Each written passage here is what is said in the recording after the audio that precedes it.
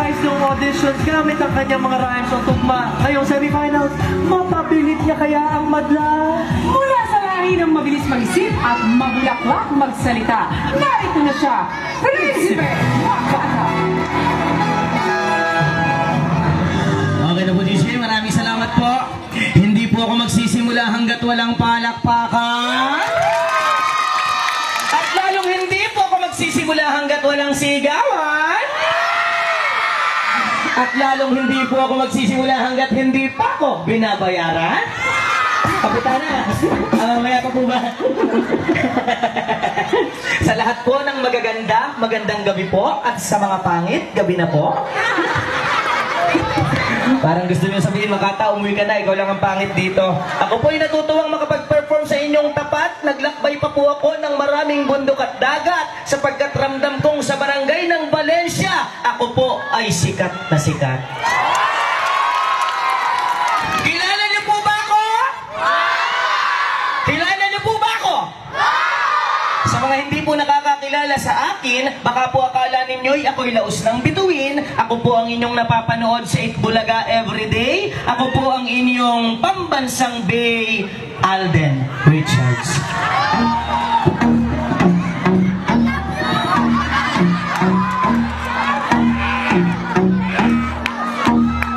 When I throw it up, start twerking like Miley.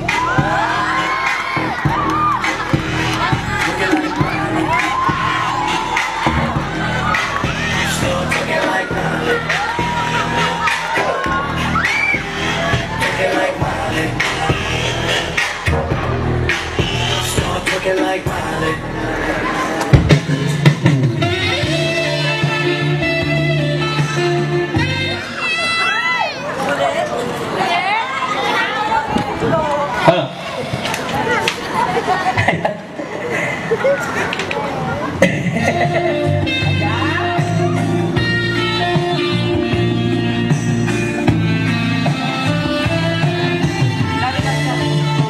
Ang sabi ko si Alden.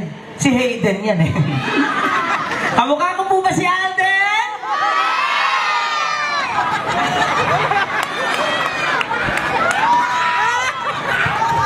Thank you, sir. Kamukha ko po ba si Alden? Eh, di wow. Eh, magkamukha naman po kami ng ugali. Taglay po namin ang ugali ng isang dakilang Pilipino, yung pagiging humble o yung pagiging mapagpakumbaba. Halimbawang pogi kang nilalang, mula nung isilang, huwag mo nang ipagyabang. Ako nga, tahimik lang. At saka ako po'y taong palasimba. Sa katunayan nga po, nung isang linggo, dumaan po ako ng simbahan sa Bulacan, magsisimba po sana ako. Mabuti na lamang po, maswerte po ako, dahil meron po yatang misa, dahil may pari sa harapan, at saka may mga tao, palagay ko po ay may espesyal na okasyon. Maya-maya po, hindi pa po ako nakakapagsimulang magdasal, may pumasok pong isang babae, nagwawala, sumisigaw. Ang sabi po ng babae, itigil ang kasal, may asawa na ang lalaking yan. Lahat po ng tao kinabahan, pati na po ako, inulit pa, itigil ang kasal, may asawa na ang lalaking yan. Eh ang sabi po nung pare, sige, ilakas mo pa, binyag to, tanga. Speaking of kasalan, totoo na po ito. Nung ako po ay binata, hindi pa po ako napipikot ng aking asawa. Kapag ako po'y dumadalo o umaattend ng mga kasalan, lagi po akong tinutukso ng aking mga tiyahin at mga lola. Ang laging sinasabi sa akin, uy, siya na ang susunod. A-attend na naman ako ng kasal, tutuksoy na naman ako. Sasabihin sa akin, uy, siya na ang susunod. Naiinis na po ako ng ganon. Mabuti na lamang po, nakaganti ako. Dahil nung mga sumunod na araw, may namatay kaming kamag-anak.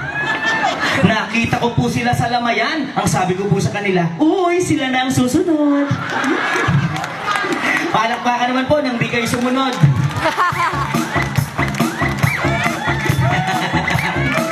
Fiesta po ba? Tayo ay magsaya. At syempre po, tuloy po. Naku, siguro marami pa kayong handa dahil kanatapos lamang ng Kapaskuhan. Tuloy po ang kainan, tuloy din ang inuman. Sa mga nagiinuman po, wag lamang sosobrahan. Ilagay po sa tiyan. May nasa lubong po ako, kamakalawa na lang. Gabi po yon, galing sa fiesta eh. Dalawang magkumpane po, naglalakad sa daan. Medyo susuray-suray na dahil lasing na. Maya-maya po, yung isang lalaki may napansin na nakatumpok na bagay doon sa kalsada. Ang sabi po nung isang lasing, pare, ano yan? Pare, tae yan. Hindi pare, cake yan. Pare, Pare, sigurado ko tayo. Pare, cake. Pare, tayo. Ang mabuti pa, pare, tikman natin.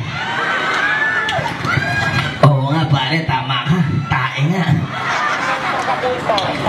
Oh, sabi ko sa'yo, tae. Mabuti na lang, hindi natin natapakan.